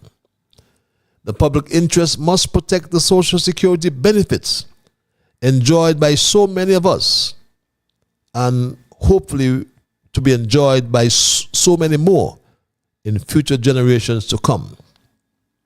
We spoke as well to the doctrine of criminal breach of trust, in that a person being an employer who deducts the employee's contribution from the wages payable to the employee for credit to a Social Security fund, in our case established by the Social Security Act, for the time being enforced, shall be deemed to have been entrusted with the amount of the contribution so deducted by him or her. And if he or she makes default in the payment of such contribution to the said fund in violation of the said law, shall be deemed to have dishonestly used the amount of the said contribution in violation of a direction of law as aforesaid. And if the NIA is not paying these monies they have deducted, then they're using them.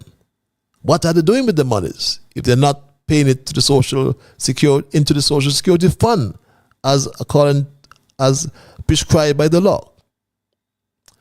And my Straight Talk family, we know Mark Brantley and his CCM-led NIA deducted millions of dollars as the employees' contribution from their salaries and wages payable to these public servants in Nevis for the credit to the Social Security Fund established, as I said, by the Social Security Act.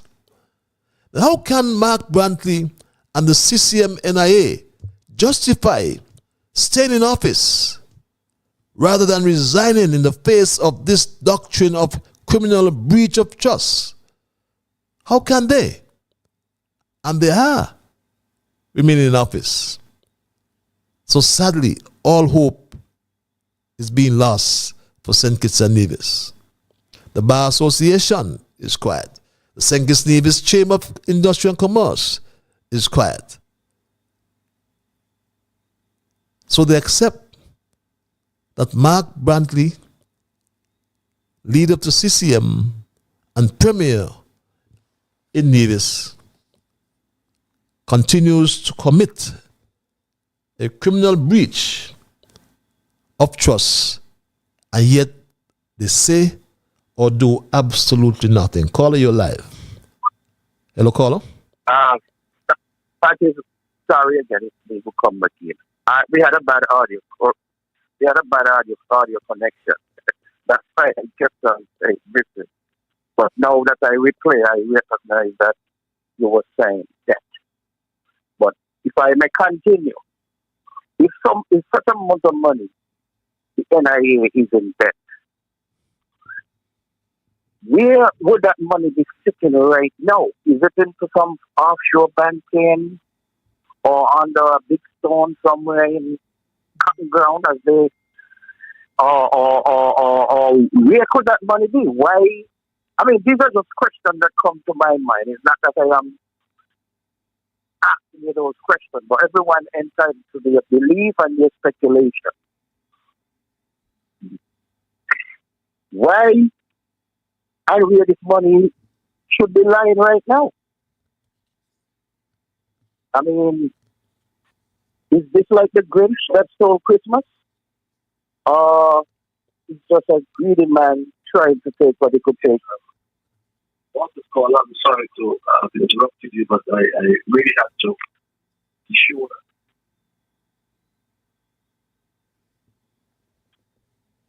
Are you there, call? We seem to be having some jinx with the caller, but ask yourself the question, caller. If Mark Brantley and his CCM administration deducted monies from the public servants that are employed by the NIA and have not paid that money into the Social Security Fund, do you believe they have that money at the bank? He used that money to pay his debt. That's what's happening. You know, he's not being able to balance his budgets. He's not being able to pay his bills. But yet, he found $400,000 to pay monthly the MSR Media Limited. And what we heard next? We heard that the MSR Media Limited bought a hotel. They bought a hotel in St. Kitts. And that hotel is closed as we speak now. This is what happened. MSR Media established itself in the Federation 2 years ago, and MSR has recently purchased the OTI Hotel, now called the MSR Hotel. Yes, they bought a hotel and it locked it down. Look at it if you are on your screen. Chains are on all the gates. All the gates. So this is what Mark Brantley does with the monies, or how he spends the monies. He thought it best to spend $400,000 monthly on a company that was broke, dead broke. So this is what's happening with Nevis. We took a look at the MSR Media Limited, the deal negotiated by Mark Brantley, $150,000 per month. And we asked ourselves, where on earth Mark Brantley got into contact with this company? Only heaven knows. But what we know though is that MSR Media Limited, as I said, was dead broke. We showed you the balance sheets. We showed you the notes to the balance sheets. And they had net liabilities, not assets, net liabilities of £2,851 sterling in 2022. My Straight Talk family, as we wind down tonight's programming,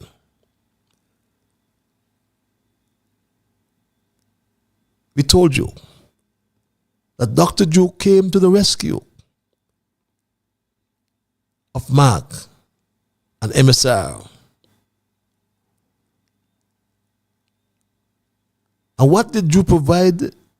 We don't know. because with negative equity of just over £2,000, MSR Media Limited bought the OTI. They painted the entire property and locked the gates, like it says, and not a word from Drew or the Minister of Tourism about this development, as 70 or 75 rooms have been taken out of our limited room stock. Dr. Drew has been silent because MSR Limited or Media Limited is the first and only approved benefactor under the public benefit option of the CBI. The big question is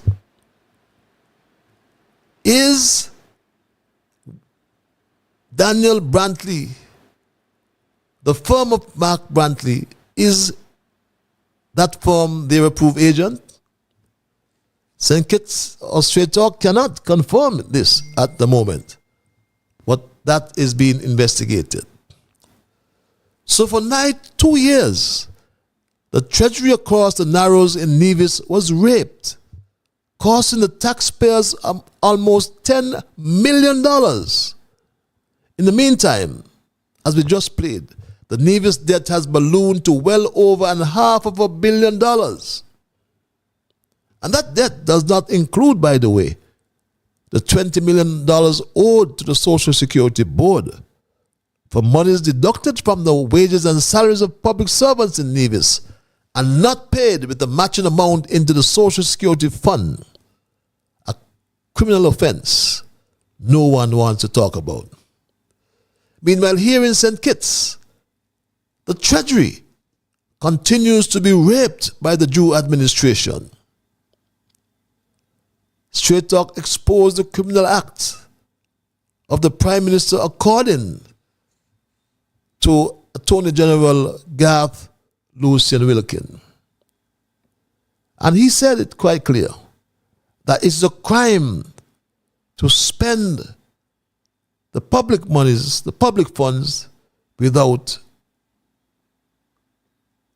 the process of tender. Our Procurement Act requires that there be a competitive bidding process to ensure the government gets value for money, and it makes it a crime to spend money from the Treasury without the procurement process being completed.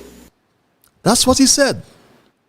And there was no procurement process completed in relation to the 1,000 tanks that were procured by Cashley Allers in a sweetheart deal, making over $3 million. It has to be. Because when you look at it, my Straight Dog family, he promised all sorts of accessories. Look at them. The tanks are just thrown down in the yard, leaned up on a house. How will the water circulate? Where are the pumps? Where is the base? Come on. Are you going to kill people, Cashley Allers and Dr. Drew? These are the questions. There's no pump, no housing for the pump, no concrete platform and fitting that come without smart head as he promised. I am concerned about filling the tanks. How will those tanks be filled? What are the pumps, the plumbing, the base for the tank? Where are the pumps, the plumbing, the base for the tanks? Who will test the water for potability? How long can the water remain potable without circulation? Dr. Drew and Cashley Allers, if you allow it, they will poison our people, my Straight Talk family. I'll take this and make this my final call if a caller can use 30 seconds. Can you, caller? Yes, Mr. Lambert. I'm going to give you 30 seconds. That's all I can afford. Yeah. Mr. Lambert. You have something in your background on. If you take it or move away, we will hear you clearly. Caller, if you just move away from the equipment, you turn it off here. Just listen to your phone. Yes, I'm Yeah. I can still hear it. I guess the fire truck or the water truck is going to fill those tanks. But then how the people are going to use them because there is no price attached to them. Very interesting. So it means you don't have to put a step ladder to go up to dip out the water. Well, they have a hole. They should have a hole in the bottom there to attach a pipe cock, if that's what to call. Yes, right. So that's one way they're getting out the water. But you can't just have water still in a tank like that. It's gonna create problems, health problems. And then with Social Security money paid in, how come they're not taking the people to court and to prison like how they do the garbage people in Old Road? Yeah. Well, that's the law. Is no better than Tava, and is what for you is not for me. Mm-hmm. Yeah. Or what for me is not for you. Okay. God. Thank you, Carl. Thanks for your contribution. We apologize for the quality of our call. But as we wind down, my Straight Talk family, Dr. Drew has misused public money by granting that contract to his friend Cashley Allers. And this case study on the corruption surrounding the procurement of the 1,000 water tanks does not present a complex phenomenon. The body of facts available prove the corrupt transaction to be true. The case study presented tonight on the corruption surrounding the procurement of these 1,000 tanks also exposed the lies of Cashley Allers about pumps and other accessories. I bet my bottom dollar that those tanks I showed you on the screen tonight, we will go back and look at them in the next 3 or 4 months, and no pump or no base would be on them. We showed you the buckets that have been already distributed, and we will follow up. And I can bet my bottom dollar that no pump, no concrete platform, and the fittings that come to Smart Head would be on them. The tanks will remain underground. This corruption erodes trust, weakens democracy, hampers economic development, and further exacerbates inequality, poverty, social division, and the environmental crisis. We expose the corruption and must hold the corrupt to account. And we now understand that clearly the way corruption works and the systems that enable it. Caller, I'm going to give you 30 seconds, and I'm serious about this one. I'm really out of time. Can you use 30 seconds? 29. Hello? Okay, go fast. With all that money situation, so then that property is actually marked, and probably all those other mafias that are involved. And they play a chili bam bam, sitting on a fence, try to make $1 out of 50 cents. And they use people's money to own this. But guess what? Somebody gonna get a big jail. A big jail. Because that is wrong. And if it's so, that property belongs to the Federation or the people of Nevis. And they better start to rant and raise hell what's going on. Because it is absolutely gone to condemnation. Okay. Thank you. Thank you for your understanding, and thanks for your call. But we expose the corruption finally, my Straight Talk, once again. And we must hold the corrupt to account. And we know we now understand clearly the way the corruption works and the systems that enabled it.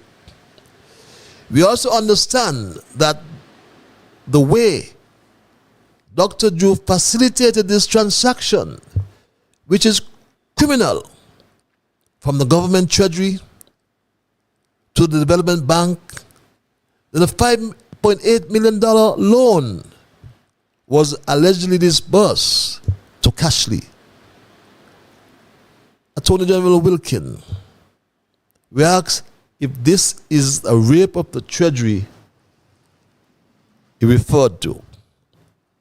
Attorney General Wilkin, we ask who committed the crime, Cashley Allers or Terrence Michael Drew? Because there was no competitive bidding process, or else TDC and ODB would have been given an opportunity to tender at a cost of $5,800 per tank. This has to be a rape of the government treasury. And worse yet, this transaction between Dr. Drew and Cashley Allers cannot be considered as value for money. What we see is the naked abuse of public trust and the rape of the government treasury on this side of the Narrows as well. So the treasury has been raped on both sides of the Narrows. And the AG reminded us that he's a lawyer and not a politician. I'm not a politician. I'm a lawyer. And I want us as a nation to be mature. We're 40 years in this business almost. We want to have mature legislature. We want to debate when things need to be debated. And we want to debate based on substance. And let us be mature, Attorney General Garth Lucy Wilkin. And based on the substance provided tonight, we ask you, do you agree with me that there was a rape of the Treasury and the Social Security Fund on both sides of the Narrows? That's my story tonight, my Straight Talk family, and I am not going to change it. I want to thank Almighty God in the meanwhile for guiding our conversation tonight as always. I want to thank the callers. I want to thank the emailers. I want to thank all of you who listen on social media via my YouTube page and or Facebook page. I want to remind you that you are the ones who make Straight Talk. And for that, I say a big, big thank you. I am Ian Patches Libert, and God's willing, we will connect on Monday for another edition of Straight Talk. Until that time, be good to yourselves and to all whom you meet.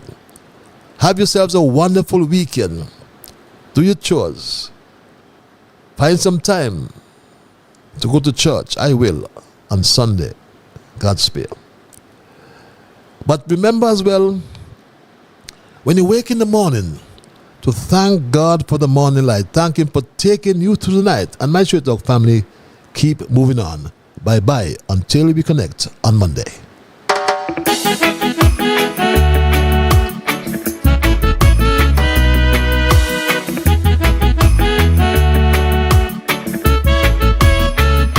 I wake in the morning, I thank God for the morning light.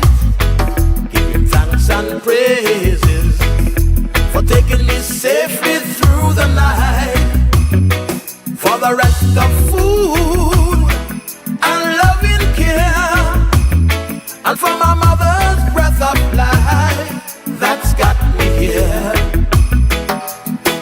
So whatever my mind conceive that I will achieve, you better believe, because I do the things I should, be to my brethren kind and good, the best I could.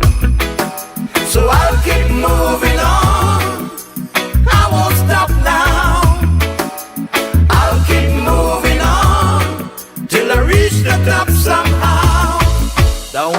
my knees.